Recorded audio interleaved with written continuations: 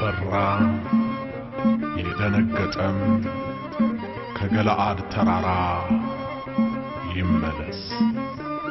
መጽሐፈ መሳፍንት ምዕራፍ 7 ቁጥር 3 ዲስከስ እናደርጋለን። ስማችሁን፣ ስልካችሁን፣ ኢሜል ትጽፋላችሁ።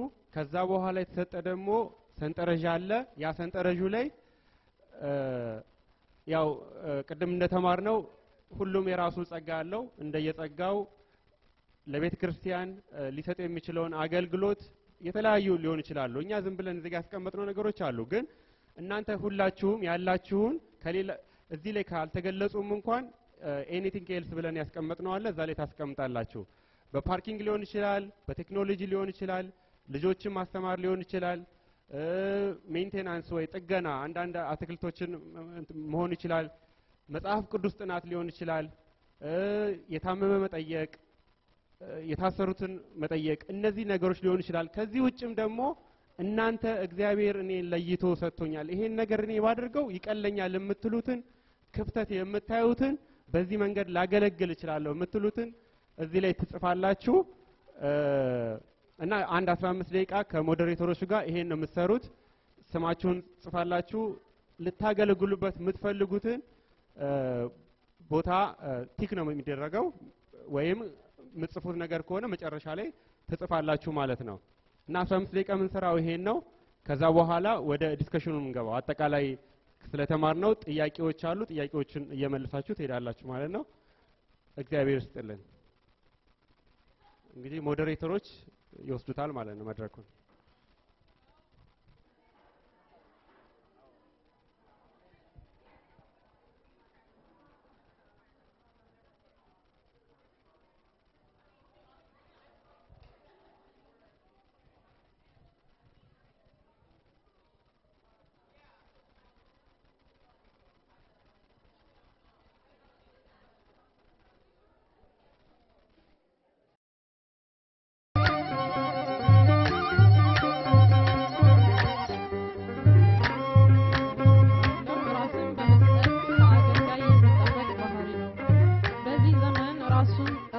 ራስን ሳይሰጡ ማገልገል የአገልግሎት እንቅፋት ነው። ለመሆኑ ራስን ለእግዚአብሔር መስጠትም በምን አይነት መንገድ እየተለማመዳችሁት ነው?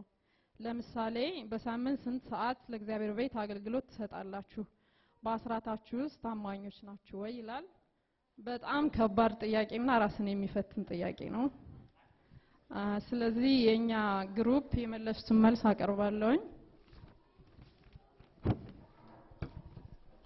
የተሰበሰብነው 11 ሰዎች ነን። ከ11ዱ ሰው አስራትን በትክክለኛው መንገድ መስጠት በሚለው ታማኝ ነው የተገኘው 2 ሰው ብቻ ነው። 9 ሰው ታማኝ አይደለም። ምክንያቱም መጽሐፍ ቅዱሳችን እንደሚለው ከ110% መስጠት እንዳለብን ነው የሚናገረው። 1000 ብር ከሆነ ደሞዛችን 100 ብር መስጠት አለብን ማለት ነው በወር። እንደዛ ይመስለኛል የመጽሐፍ ቅዱሱ ቃል። ስለዚህ 11 ሰዎች ውስጥ 9 ሰው ታማኝ አይደለም ማለት ነው። ወደፊት ሰጣለሁ ብሎ ያው ቃል ይገባም አለ። ራስን ለእግዚአብሔር በምን መንገድ ተሰጥታላችሁ በሚለው ደግሞ አንድ እህታችን ከሰው ጋር ልግባባ እችላለሁ፣ ብዙ ነገር ላልግባባ እችላለሁ፣ ልጣላ እችላለሁ፣ ብዙ ነገር አለ። እናም እዚህ መጥቼ በመማርበት ጊዜ ከይቅርታ ጋር ትግል አደርጋለሁ። የኔ ተሰጥኦ የሰዎችን ችግር ሰምቼ መፍትሄ መስጠት ነው። እናም ባለቤቱ ነገሩን ቢረሳው እንኳን እኔ ተኝቼ አረሳውም እና እግዚአብሔርን የማገለግለው በዚህ መንገድ ነው ብላናለች። ሁለተኛዋ እህታችንም ምንም ያገለገልኩት ነገር የለም፣ ብሶቴን መጥቼ እነግረዋለሁ እንጂ በጣም ቂመኛ ነኝ። አንድ ልጄ እንደውም አንድ ነገር ይለኛል ሁሉ ጊዜ፣ እናቴ ጉንዳን አትሁኝ ይለኛል። እና ምን ማለት ነው ብዬ ስጠይቀው ጉንዳን ከነደፈሽ በኋላ ለመንቀል ሲታገል ጭንቅላቱ ይቀራል ሰውነታችን ላይ።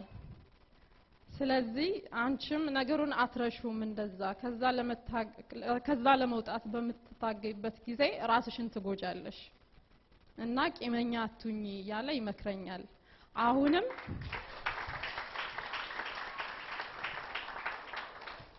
አሁንም ይህንን ባህሪ ለመተው ጸሎት እያደረኩ ነው ይላሉ። እግዚአብሔር ይርዳቸው። የኛ ጥያቄ የሚለው በመታዘዝና መገዛት አንዱ የአገልግሎት ጥሪ ባህሪ ነው። የመታዘዝን ህይወት ለመኖር እንቅፋት ነው የምትሉትም ምንድነው? መፍትሄውስ? በዚህ ላይ ነበር ስንወያይ የቆየ ነው። ለዚህም እንቅፋት የሆኑትን ነገሮች እና መፍትሄዎቹን ስንወያይ ቆይተን ነበረ። እንቅፋት የምንላቸው ራሳችንን ከፍ ከፍ ማድረግ፣ እኔ አውቃለሁ ማለት፣ ሌላው ደግሞ ከስጋዊ ፍላጎት ጋር የሚመጡ ምክንያቶች ሲሆኑ፣ ሌላው የአገልግሎት የሚሰጠው ሰዎች ሌሎችን ቅድሚያ ለመስጠት ያው ሰልፍሽነት የምንለው ነው። ሌላው ደግሞ ስስት ራሳችንን በቻለ እንድንታዘዝ ያደርገናል እና የአስተዳደሮችን ትእዛዝ አለመቀበል፣ ቅን አስተሳሰብ አለመኖር እና የሰው ወሬ በራሱ እንቅፋት ነው፣ ሀሜት የምንለው ነገር ማለት ነው እና ለወገኔ የምንለው ነገር ማዳላት እና ካለማወቅ የተነሳ አለመታዘዝ፣ ከእውቀት መጥፋት የተነሳ ማለት ነው። መፍትሄ ብለን ደግሞ የተወያየንባቸው ነገሮች ያው በእምነት መጽናት፣ መታዘዝ፣ ፈራሃ እግዚአብሔር ሊኖረን ይገባል። እግዚአብሔርን ከፈራን ያው የምናደርጋቸው ነገሮች እንጠነቀቃለን ማለት ነው። ፍቅር ለሌለው ፍቅር መስጠት፣ ፍቅር ማለት እግዚአብሔር ስለሆነ ራሳችንን ልባችንን መስበር፣ ማንነታችንን እና እምነትና እግዚአብሔርን መፍራት፣ ለአገልግሎት ከመውጣታችን በፊት በጸሎት መማር መዘጋጀት መቻል አለብን። ሌላው ራስን ዝቅ ማድረግ እና በየዕለቱ በእግዚአብሔር ፊት ራሳችንን መፈተን አለብን። መንፈሳችንን በእግዚአብሔር ቃል እለት ከእለት መመገብ አለብን። ዋጋ ከፋይ እግዚአብሔር ስለሆነ አመሰግናለሁ።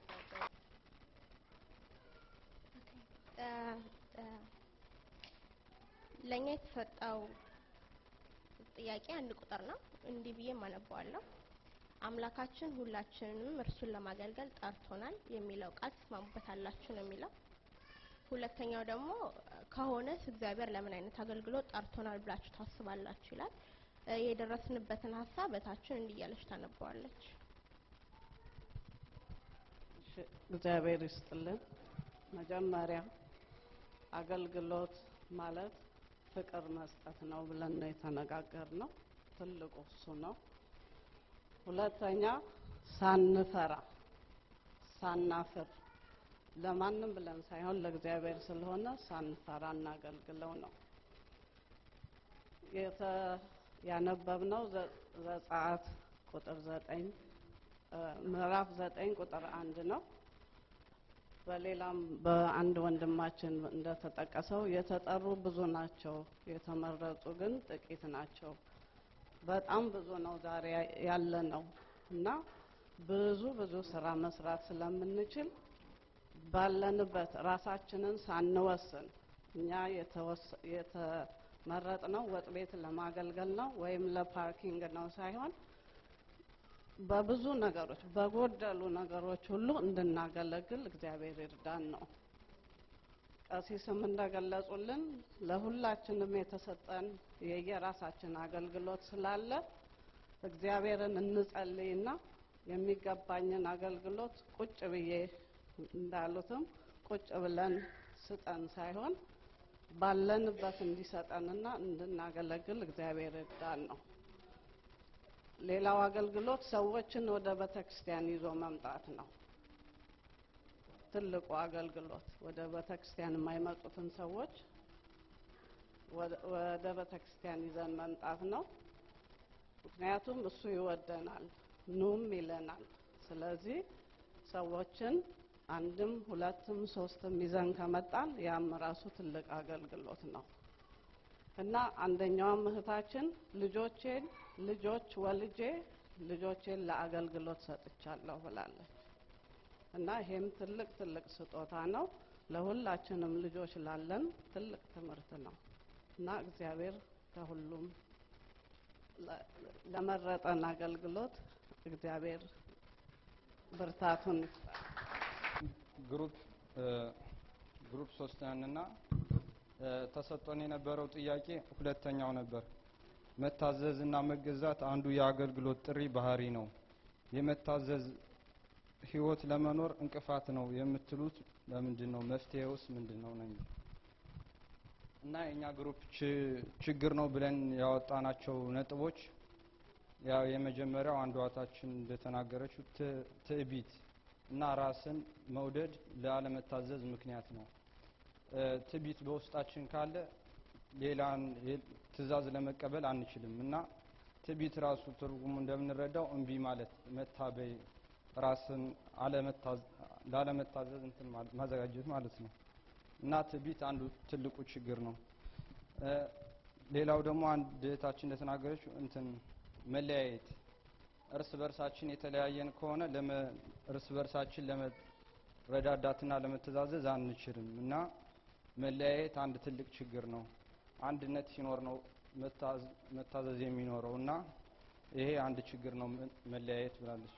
መታዘዝን አንድ ትልቅ አባታችን እንደተናገሩት ደግሞ መታዘዝን የማያውቅ ማዘዝን አያውቅም ብለዋል እና መታዘዝን የማያውቅ ሰው ማዘዝን አያውቅም፣ ሰውን ሊያስቀይም ይችላል እና መታዘዝን ለማወቅ ደግሞ ራሳችን ለሌላ መታዘዝ አለብን። በመታዘዝ ነው መታዘዝን የምናውቀው እና መታዘዝ ጥሩ ነገር ነው። ሌላው ችግር ፍቅር በመካከላችን አለመኖር። ፍቅር በመካከላችን ከሌለ መታዘዝ አይኖርም። አንድ እርስ በራሳችን የማንዋደድ ከሆነ እንትን ለመተዛዘዝም እርስ በራሳችን አንችልም፣ ፍቅር አለመኖር። ሌላውና የመጨረሻው ራስን ከፍ ከፍ ማድረግ ነው። ራስን ከፍ ከፍ ማድረግ ላለመታዘዝ ትልቁ ችግር ነው። ራስን ከፍ ከፍ ማድረግ ማለት እኔ ከሁሉም በላይ ነኝ፣ እኔን ማን ያዘኛል ምናምን እንደማለት ማለት ነው እና ራስን ከፍ ከፍ ማድረግ መፍትሄው የዛ ተቃራኒ ራስን ዝቅ ዝቅ ማድረግ ለመታዘዝ ትልቁ ነገር ነው። ራሱን ዝቅ የሚያደርግ ሰው ለሌላ ሰው ይታዘዛል እና ራስን ዝቅ ማድረግ ትልቅ ነገር ነው። ራስን ማሸነፍ ከምንም በላይ ለመታዘዝ ትልቅ ነገር ነው ብላለች አንድታችን። ራስን ማሸነፍ ማለት ራስን ልብን መስበር፣ በቃ ሌላው ትእዛዝ ሲያቀርብልና አንድ ነገር አድርግልኝ ምናምን ሲለና ራሳችንን ያሸነፍነ ዝቅ ያደረግነ ከሆነ ለሌላውም አርአያ እንሆናለን፣ ለሌላውም እንታዘዛለን ማለት ነው።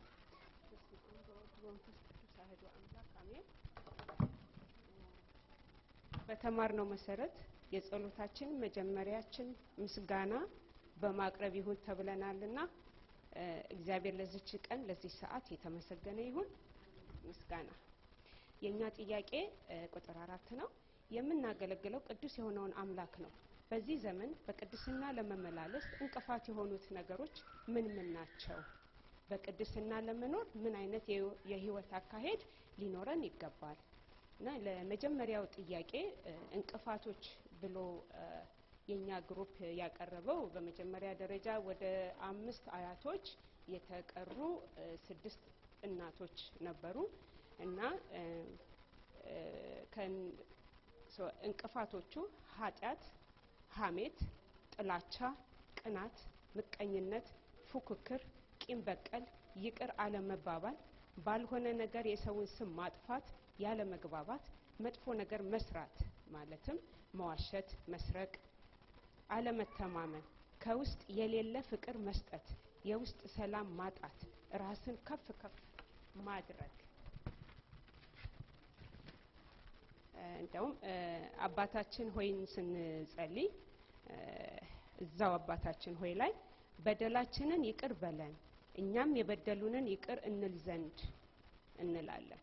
ማለት እኛ ይቅር ካላልን ይቅር አትበለን ብለን ራሳችንን እየገዘትን ነው።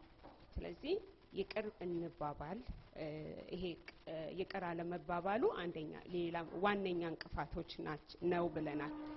ለሁለተኛው ጥያቄ ደግሞ በቅድስና ለመኖር ምን አይነት የህይወት አካሄድ ሊኖረን ይገባል ነው። እንደገና ይቅር መባባል፣ ሁሉንም በምስጋና በትዕግስት መጀመር፣ መዋደድ፣ መፋቀር፣ መጸለይ። አያቶች የሆኑት ባንድ ላይ እኛ መጸለይ ለዓለም በስደት ለምትኖሩ ለልጆቻችን በስድስት ለሚኖሩ ለኢትዮጵያኖች በሙሉ ለአገራችን ደና መንግስት እንዲያመጣልን ደና ፍቅር እንዲሆንልን ደና ዘር እንዲበቅልልን እንጸልያለን ብለዋል። ለኛ ግሩፕ የተሰጠን ጥያቄ በፊት ከቀረበው ጋር ተመሳሳይ ነው። የምናደርገው ቅድስና ቅዱስ የሆነውን አምላክ ነው። በዚህም ዘመን በቅድስና ለመመላለስ እንቅፋቶች የሆኑትን ምን ናቸው ለሚለው ጥያቄ ያቀረብነው ጥያቄ ለቀረበው እንደ እንቅፋቶች ራስ ወዳድነትና ቤተክርስቲያንን እንደ ግል መጠቀሚያ ማሰብ ብለን ነው ሐሳብ ያነሳ ነው። ያ ማለት ቤተክርስቲያን ሁላችንም እንደምናስበው ከእግዚአብሔር ጋር የምንነጋገርበት ከእግዚአብሔር ምስጋና የምናቀርብበት ምልጃ ጾም የምንይዝበት ሆኖ እያለ አንዳንድ የግል ምክንያቶች እየተነሱ እርስ በርስ ለመከፋፈል ለማጋጨት መጠቀሚያ መሆን የለባቸውም ብለን እናስባለን። ሌላው እንቅፋቶች ብሔርተኝነት፣ ስንፈት፣ ቸልተኝነት ማለት ስለ ሃይማኖታችን ያለን አመለካከት ዝቅተኛ መሆን ማለት ነው። እምነት እየገባን እያወቅነው በሄደን ቁጥር ደፍረን ለመነጋገር የማያስችለን እኔ ማን ነኝ የሚለውን ነገር እያወቅን በሄድን ቁጥር ዝቅ እያልን ነገሮችን ልናስብ ያስችለናል። ሌላኛው ደግሞ ለሱስ ተገዢ መሆን ወደ ቤተክርስቲያን ከመምጣት ይልቅ ወደ አስፈላጊ ቦታዎች መሄድ ፈርሃ እግዚአብሔር አለመኖር የሚለው ነው። እንደ ምክንያት መግለጽ ካስፈለገ ሰው ከፈርሃ እግዚአብሔር ይልቅ እዚህ ሀገር ብዙ ፖሊስን እንደዚህን ህግን ሰው ይፈራል። ጥሩ ነው ህግን ማክበር፣ ግን ፖሊስ ሊያዩ የማይችል እያንዳንዳችን ራሳችን የምንሰራው መጥፎና ስነ ምግባር የጎደለውን ነገር የሚያይ አምላክ ነውና ከምንም በላይ ልንፈራ የሚገባው እግዚአብሔርን ሆኖ ሳለ እግዚአብሔርን አለመፍራታችን ነው እንቅፋት ብለን ያስቀመጥነው። ለአባቶች ያለን አክብሮት ማነስ ማለት ነው። ይሄ ማለት መከባበር ግድ ነው። ለምሳሌ እኔ አባቴን ሳላከብር ልጄ እንዲያከብረኝ አልፈልግም። ያ ማለት ደግሞ አባት ቢያጠፋ ያጠፋውን መንገድ መናገር የሚያስችለን ድፍረት ሊኖረን ይገባል። ሌላው ደግሞ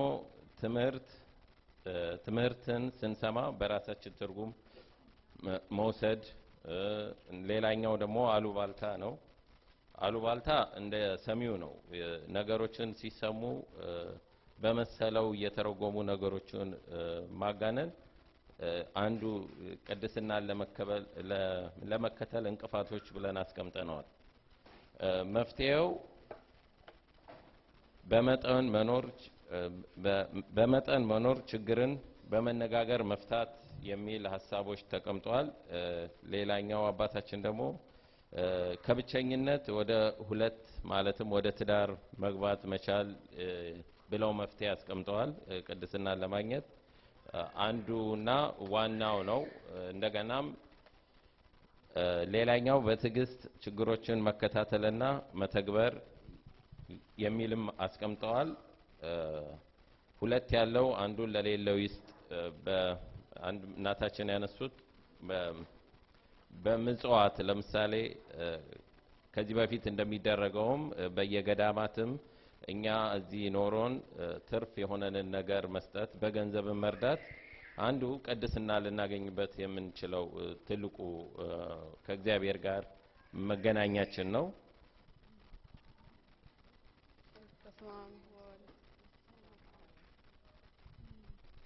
ከመጀመሪያችን በፊት አንድ ጥቅስ ከመጽሐፍ ቅዱስ በእንግሊዝኛ አነባለሁ። Ephesians chapter 6 verse 12 to 14. For we do not wrestle against flesh and blood, but against principalities, against powers, against the rulers of the darkness of this age, against spiritual hosts of wickedness in the heavenly places. Therefore, take up the whole armor of God, that you may be able to withstand in the evil day, and having done all to stand. Stand therefore, having girded your waist with truth, having put on the breastplate of righteousness.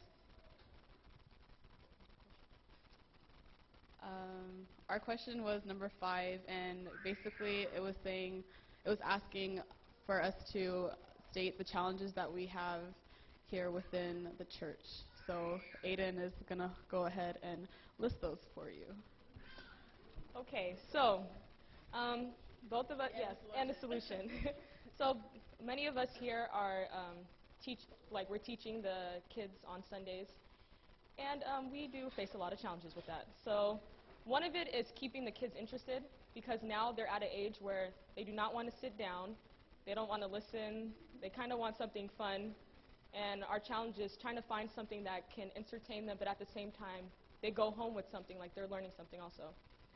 Another challenge we have faced are the adults are not consistent with bringing their kids. So to the parents, usually, come one week and we don't see you the next week. So that's one of the problems, because the kids are not consistent, so they're not really going home with something as big. And also helping out. So volunteer work is one thing also. And more support. We need support on your side also. We can meet you guys halfway, 50-50. That's how we can make things better. And in general, we think as like English speakers, being born here and also having a great history and religion background, is there's no communication between our generation and your generation. So in order to close that bridge, we need to communicate together. And also, we feel as if we are still seen as little kids, when we really have grown and are pretty much the next generation of the church. Because like I've said before, we are the next generation, and without us, there's pretty much nothing.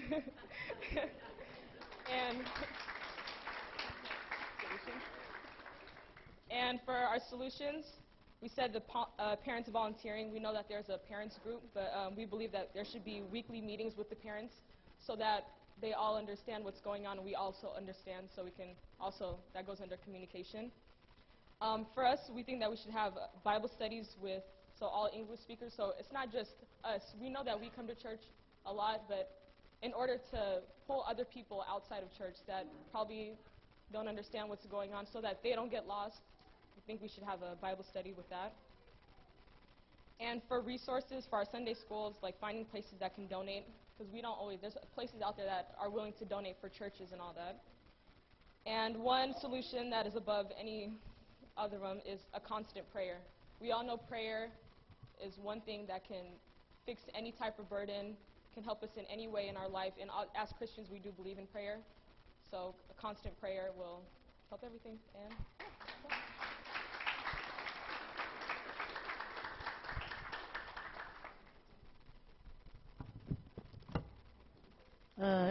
እኛ የተሰጠን የመጀመሪያው ጥያቄ ሲሆን እሱም ሁላችንም እርሱን ለማምለክ በአምላካችን ተጠርተናል የሚለውን ነው። ተስማሙበታላችሁን የሚለው? አዎ ሁላችንም እንስማማበታለን ተባብለናል። ከዛስ ከተጠራን በኋላስ ለምን አገልግሎት ተጠርተናል ብላችሁ ታስባላችሁ ለሚለው ደግሞ የሚከተሉትን ነጥቦች ተነጋግረናል። የመጀመሪያው እግዚአብሔርን በጸሎትም በመዝሙርም አገልግሎት ላይ በመዋል ለማገልገል እንፈልጋለን፣ አንዳንዶቹም ያው እናደርገዋለን ብለዋል። በዚህ ተስማምተናል።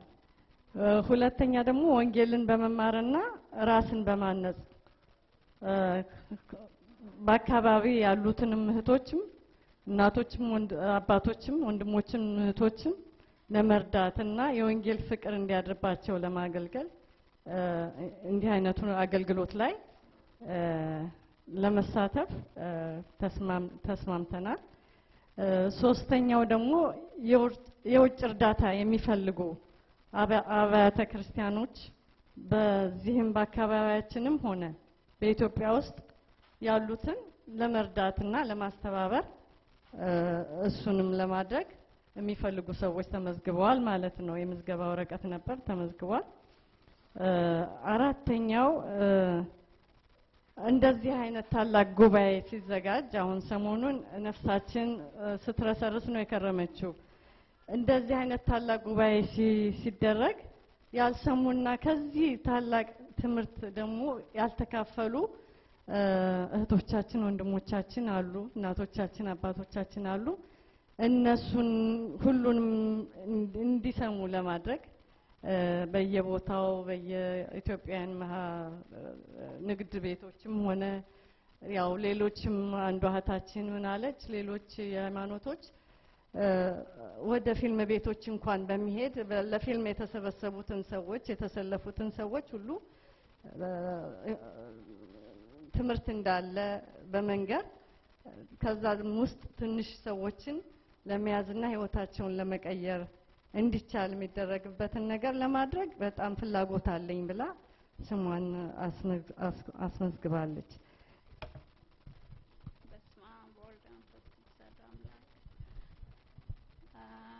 የኛ ግሩፕ የተነጋገርንበት እግዚአብሔር ለአገልግሎት ጠርቶናል ይላል እና ለዚሁም በፈቃደኝነት ሙሉ አገልግሎት ለማድረግ ስማቸውን የሰጡ አሉ። ላይክ የታመሙ ሰዎችን ለመጠየቅ የተጣሉትን ለማስታረቅ እና ለማጽናናት እንችላለን ብለው አንዳንድ ስማቸው ሰጥተውናል። ሌሎቹ ደግሞ እንግዶች ነንና ትራንስፖርቴሽን ችግር አለብን እንጂ ሄደን ለማጽናናትና ለመጠየቅ እንችላለን የሚሉ እናቶች አሉን። በሱ ላይ አንዳንድ ሰዎች እንግዲህ ትራንስፖርቴሽን አንዳንድ ራይድ አንዳንድ ጊዜ ቦታ ለነሱ ቢሰጥ የታሰበ ጥሩ ሀሳብ ይሆናል። ሌላው ለልጆች ተጨማሪ ቅዳሜና እሁድ ነው መሰለኝ ትምህርት እዚህ የሚሰጠው። አሁን ትምህርት ቤት ስለሚዘጋ ተጨማሪ ቀናቶች እዚህ ልጆችን ለማስተማርም ሀሳብ እሱም በዚህ ነጥብ ላይ ቢጠቀስልን ጥሩ ነው ብለው እሱንም ለማገልገል ቮለንተር ለማድረግ የሚፈልጉ ሰዎች አሉ። ሌላው ነጥብ ደግሞ ለእግዚአብሔር ለመገዛትና ለመታዘዝ መፍትሄ ምንድነው በሚለው መጸለይ፣ ጠንክረን ለቤተ ክርስቲያን ማገልገል መቻል፣ ቤተ ክርስቲያን ሁሌ መምጣት፣ በመንፈስ ቅዱስና በጸሎት ሲረዳን ነው የሚለው ነው። ሌላው አንድ አባታችን የነገሩኝ ተረት አለ። አበው ሲተርቱ ይላሉ 1 አመት ለበሬ 1 አመት ለገበሬ፣ አንድ ቀን ለቤታችን ከሰራን 1 ቀን ደግሞ ለእግዚአብሔር ብናገለግል ጥሩ ነው ብለዋል። እግዚአብሔር ይስጥልኝ።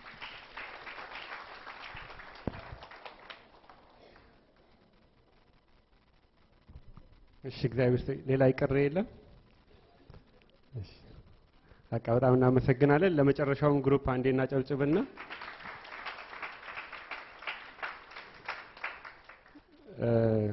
እንግዲህ አሁን ቀሲስ አጭር ማጠቃላይ ነገር ሰጠናል ለ5 ደቂቃ።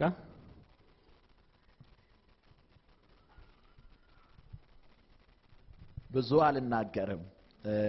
በእውነት እግዚአብሔርን እናመሰግናለን።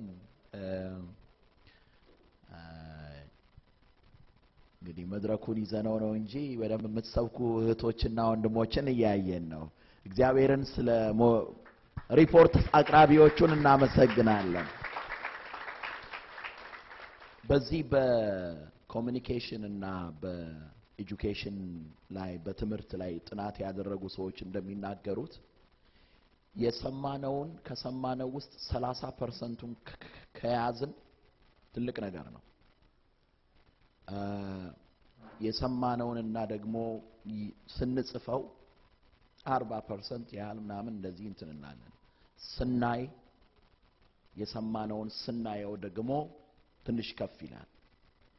ግን ትልቅ ነገር የሚሉት ምንድነው? የሰማነውን ያየነውን የጻፍነውን እኛ ስንናገረው ለሌላ ሰው ወይም በሌላ ቋንቋ ስናገለግለው ከኛ ስናወጣው ለዘላለም ከኛ ጋር ታትሞ ነው የሚኖረው። ስለዚህ በሌላ ቋንቋ ምን ለማለት ብዬ ነው? ዛሬ አሁን ለምሳሌ ስለ አገልግሎት የተማርነውን አትረሱትም። ለምንድነው? አሁን ተወያይታችሁታል፣ ተነጋግራችሁበታል፣ በሚገባ እንትን ብላችሁበታልና በእውነት ትልቅ ነገር ነው ያዘጋጃችሁልን። ይሄንን ፕሮግራም ያዘጋጃችሁት ያነሳችሁት ነጥብም በእውነት ታላላቅ ነጥቦች ናቸው የተነሱት። ስለ አገልግሎት እህቶቻችን ለምሳሌ የእንግሊዘኛ ቋንቋ ተናጋሪዎች ለሆኑት ልጆች ምን ማድረግ እንዳለብን ሁሉ ሲናገሩ ነበር። ስለዚህ እግዚአብሔር ይርዳን ከማለት ሌላ ምለው ነገር የለም። እግዚአብሔር ምኞታችንን ይፈጽምልን። ልቤን የነካኝ አንድ አባት ያሉት ነው ያለችውና ያቀረበችው ነው ማለት ይሄ ሁሉ መሻት ያለብን ብዙ ውጥረት አለና ጸልዩልን ብለዋል። እና ማነብላችሁም ቃል ይሄ ነው። አንደኛ ቆሮንቶስ ምዕራፍ 15 ከቁጥር 58 ላይ እንዲህ ይላል። ስለዚህ የተወደዳችሁ ወንድሞቼ ሆይ ይላል። የተወደዳችሁ ወንድሞቼ እህቶቼ ሆይ ድካማችሁ በጌታ ከንቱ እንዳይሆን አውቃችኋልና። ምንድነው የሚለው? ድካማችሁ በጌታ ከንቱ እንዳይሆን አውቃችኋልና ማለት እግዚአብሔር የምናገለግለውን አገልግሎት አይረሳም። ትንሿን ነገር እንኳን ሳይቀር አይረሳም። ስለዚህ ከንቱ አይሆንም። ከንቱ እንዳይሆን አውቃችኋልና የምትደላደሉ የማትነቃነቁም የጌታም ሥራ ሁል ጊዜ የሚበዛላችሁ ሁኑ። ምንድነው የሚለው? አገልግሎታችሁ ከንቱ እንደማይሆን አውቃችኋልና የምትደላደሉ የማትነቃነቁም የጌታም ሥራ ሁል ጊዜ የሚበዛላችሁ ሁኑ። ሁል ጊዜ እርሱን ለማገልገል ሁል ጊዜ ለርሱ ጊዜያችንን ጉልበታችንን ለመስጠት ልንነሳ ይገባል። ሁለተኛም ነግራችሁ ነገር አንዳንዴ መዛል ይመጣል። እግዚአብሔር ትቶኛል እንዳትሉ የበለጠ እሱን ሙጥኝ ይበሉት። አንዳንዴ መድረቅ ይመጣል። እሱ ቅባቱን እንዲያፈስ መጮህ ነው። አንዳንድ ጊዜ ትርጉም ማጣት ይመጣል፣ ያጋጥመናል። ለምንድን ነው የምሰብከው? ለምንድን ነው ማገለግለው የሚል ነገር አንዳንዴ በአይምሮዬ ሽውል ሊል ይችላል። ግን የማገለግለው አምላክ ክብሩን እንዲገልጥልኝ ነው መለመን ያለብን። አንዳንዴ ከልጆቻችን ጋር ስንተሯሯጡ አንዳንዴ ወይም ቤት ውስጥ እንደው ትርምሱ ሲበዛ ምን ነው ሁሉን ነገር ትቼ ርፍብል እንላለን። እንደው ምን ነው እንላለን። አገልግሎታችሁ ማለት አገልግሎት ብዙ ነው ማለት በቤተ ክርስቲያን ቅጥር ብቻ አይደለም አገልግሎት፣ ቤታችን ውስጥም የምናደርገው አገልግሎት ነው። ልጆች ማሳደግ አገልግሎት ነው። ቤትን መምራት አገልግሎት ነው። በብዙ መንገድ አገልግሎት አለን። ስለዚህ የምመክራችሁ የመጨረሻው ነገር ጳውሎስ ለቆሮንቶስ ቤተክርስቲያን በዚሁ በአንደኛ ቆሮንቶስ ምዕራፍ 16 ቁጥር 13 ላይ ያለው ቃል ነው። ንቁ፣ በሃይማኖት ቁሙ፣ ጎልምሱ፣ ጠንክሩ፣ በእናንተ ዘንድ ሁሉ በፍቅር ይሁን። ንቁ፣ በሃይማኖት ቁሙ፣ ጎልምሱ፣ ጠንክሩ፣ በእናንተ ዘንድ ሁሉ በፍቅር ይሁን። ስለዚህ ዛሬ አንዳንዶቻችሁ ቃል ገብታችኋል በአስራታችሁ ታማኞች ለመሆን ማለት በገንዘባችሁ ማገልገል ጀምሩ። አንዳንዴ እምነት ልናጣ እንችላለን እና በትንሹ ጀምሩት።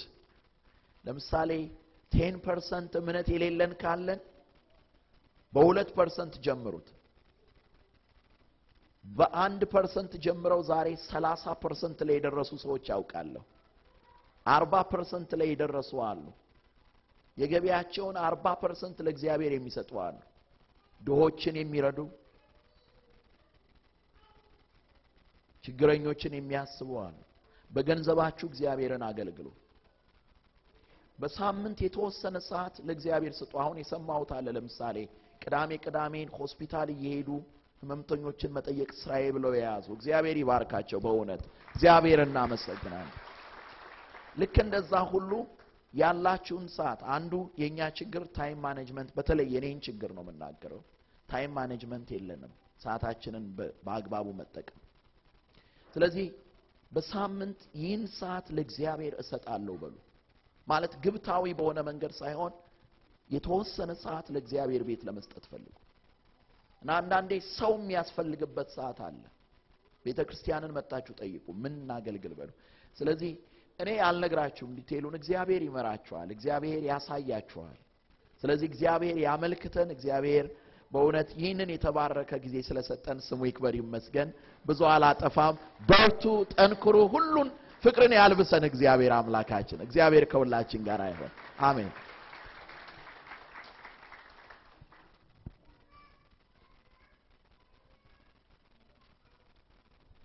እግዚአብሔር ጸጋን ያብዛልን ለቀሲስ። ያው አሁን የተወሰዱት ስልኮች የተወያያችሁበት ፖይንቶች ሰብስበን አንድ ላይ በስልክ እያንዳንዱ ሞዴሬተር ያገኛቸዋል ማለት ነው። ከዛ በኋላ ያው እንግዲህ ወደ ህብረቱ መምጣት ነው። አሁን ቀሲስ የተናገሩትን ነው እንትን የምንለውና ወደ እግዚአብሔር ቅረቡ እሱም ይቀርባችኋል ነው የተባለው። አሁን በመቀጠል መዝሙር ይኖረናል። ከዛ በኋላ ወደ ምሳ ነው የምንሄደው። ከዛ ሁለተኛው ክፍለ ጊዜ ይቀጥላል ማለት ነው።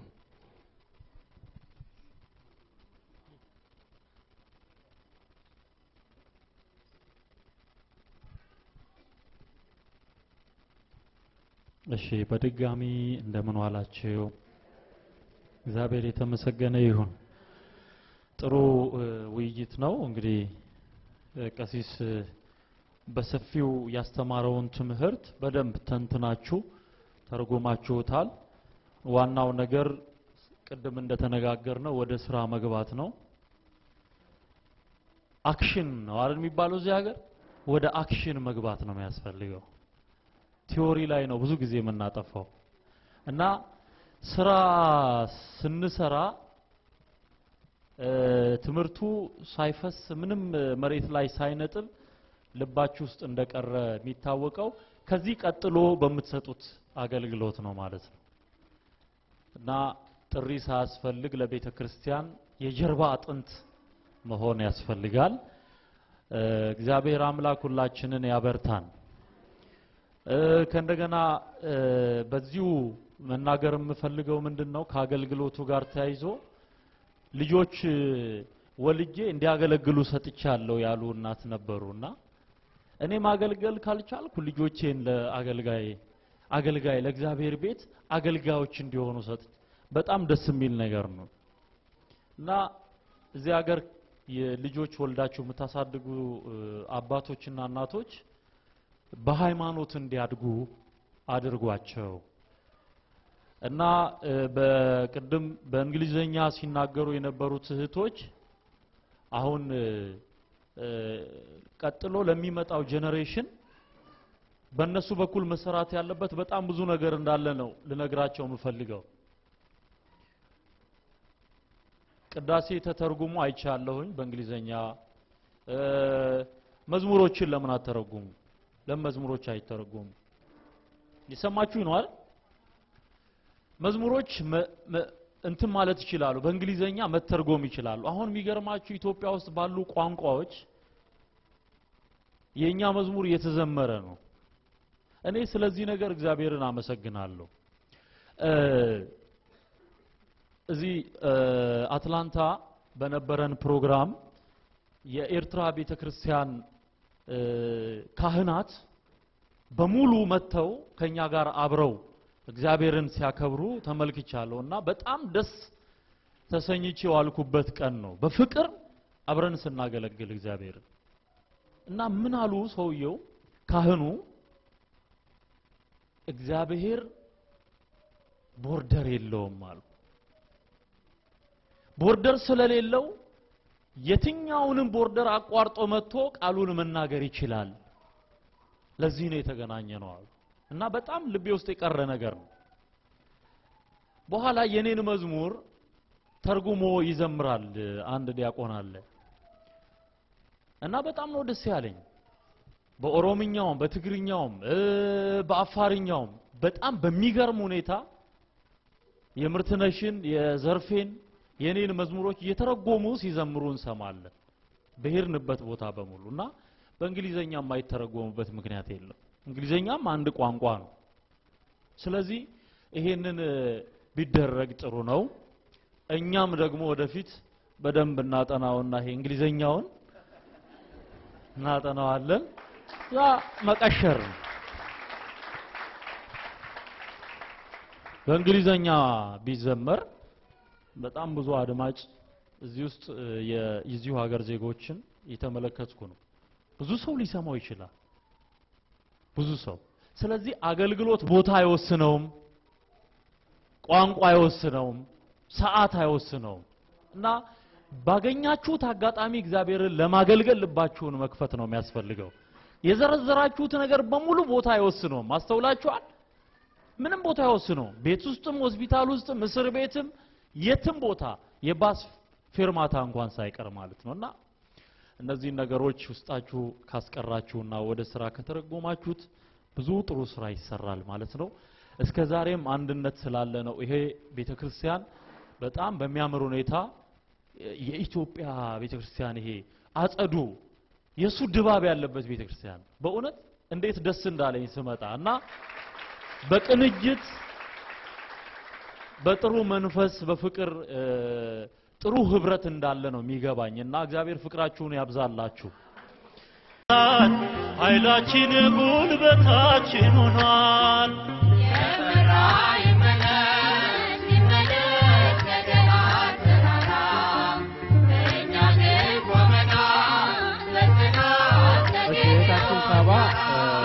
ግጥሙን ታቀርብልናለች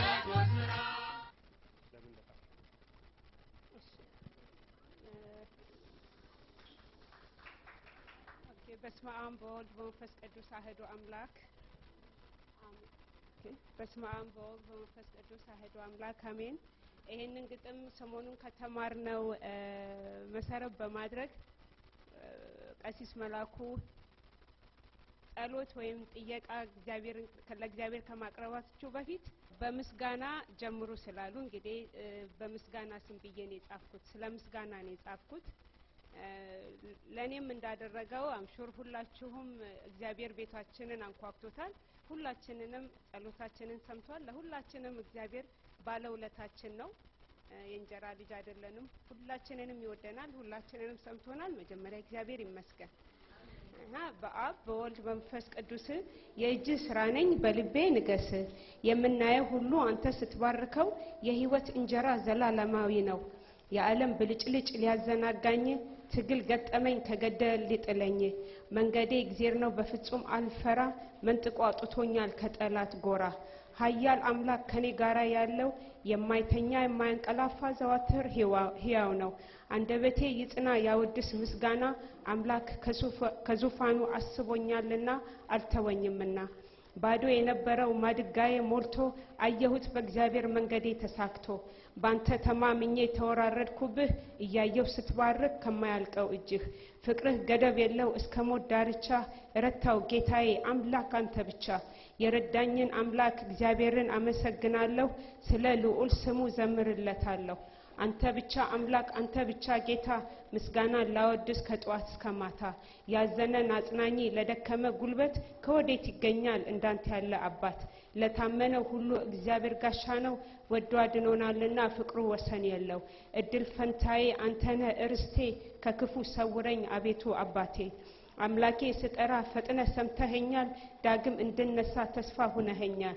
እግዚአብሔር ሁሌ እባርከዋለሁ ምስጋና ለስሙ እኔ ዘምራለሁ የምድር የሰማይ ዓለምን ፈጣሪ ነፍሴ ሆይ ተነሺ እግዚአብሔርን አክብሪ ለማያልቀው ኃይልህ እኔ ዘምራለሁ ተመስገን ተመስገን ተመስገን እላለሁ ማዕትህ የራቀ ምሕረትህ የበዛ ይክበር ውድ ስምህ አንተ ያለም ቤዛ ተዘርዝሮ አያልቅ አንተ ለኔ ያረከው ተመስገን ተመስገን ዋጋ ተመስገን ነው ተመስገን ነው እንጂ ሌላ ምን ልከፍለው?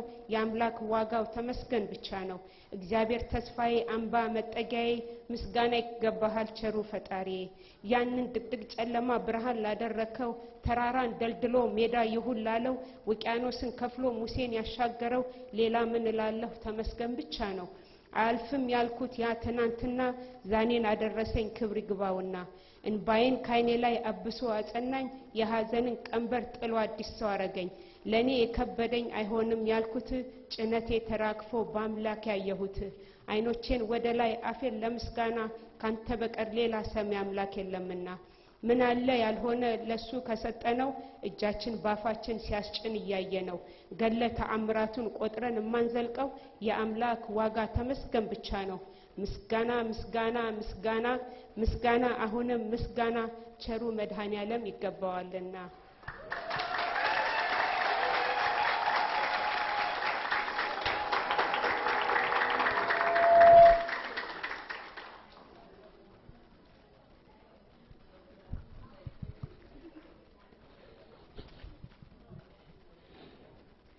እግዚአብሔር ይባርካት እህታችንን፣ ጸጋውን ያብዛላት። በጣም ነው ደስ የሚለው።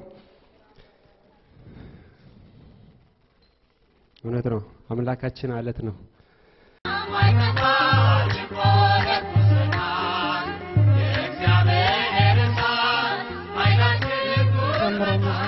የድሮ ነው፣ በጣም የድሮ ልጅ ሆኜ ነው የሰማሁት። አንድ ቀን ነው የሰማሁት ሰው ሲዘምረው፣ ግን ሁሌ አይምሮዬ ውስጥ ስለሚመላለስ ልካፈል ከእናንተ ጋር ብዬ ነው። ወንድሜ ትዝታው እንዳንተ ድምጼ ጥሩ ባይሆንም እሞክራለሁ።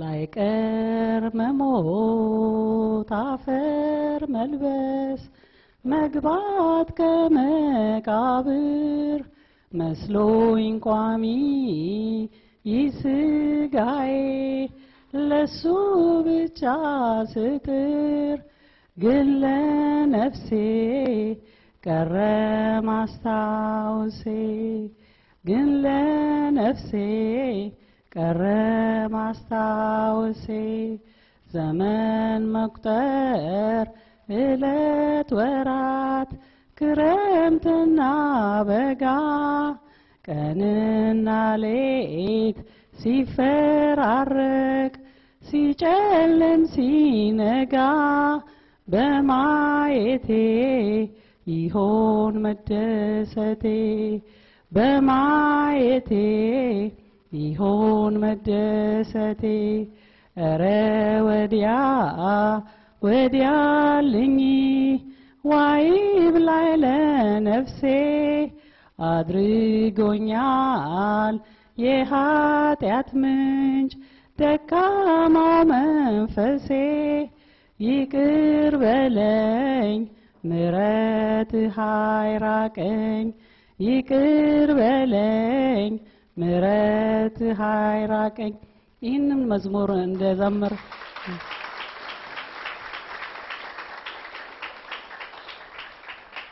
ይህንን መዝሙር እንድዘምር ያነሳሳኝ ሰሞኑን የተማርነው ትምህርትና በቤተ ክርስቲያናችን አካባቢ የሚካሄደው ሁኔታ ስለሚያሳዝነኝና ልቤን ስለሚሰብረው ምናልባት መልእክት ይኖረዋል በማለት ነው። ሁለተኛ ዛሬ ከተማርነውና ከቅድም ከተነጋገርናቸው ጋራ አብሮ ይሄዳል ብዬ ቅድም ልዘምረው ነበር። ቀሲስ መላኩ በቦታ ሆኖ ስላልሰሙት አዝናለሁ፣ ግን አመሰግናለሁ። ወደፊት እንጂ አንልም ወደ ኋላ ሞፈር ተይዞ አይጠበቅም ጥላ። ሄኖክ አንድነት ጉባኤ የተወሰነ ያነብልናል፣ መግለጫ ይነግረናል።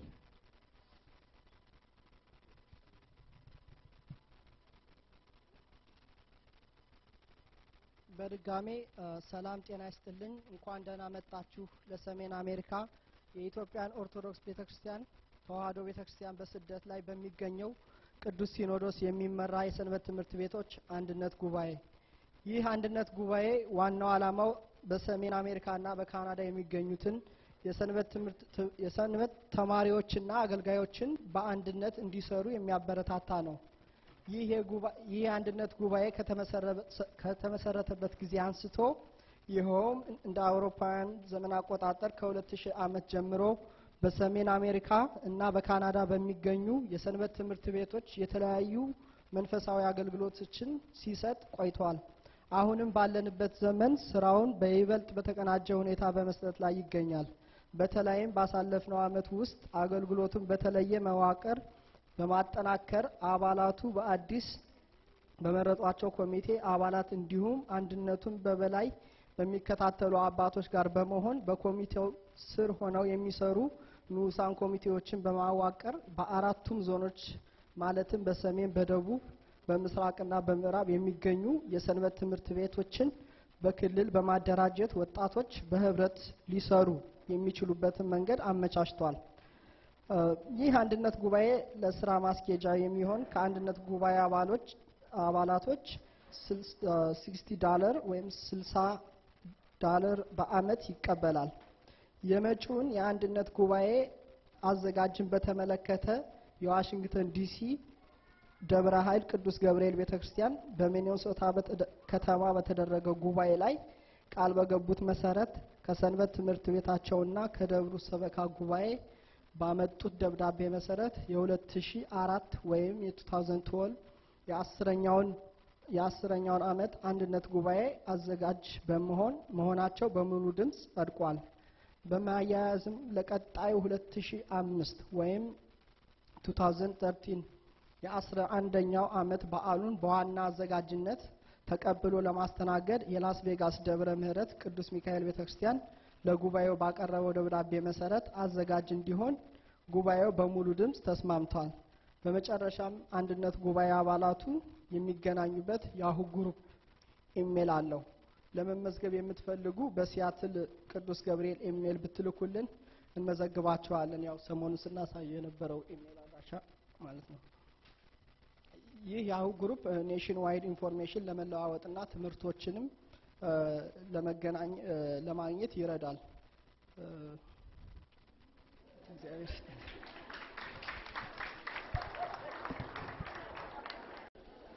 እሺ እግዚአብሔር ይስጥልን። ቬሪ ዋርክ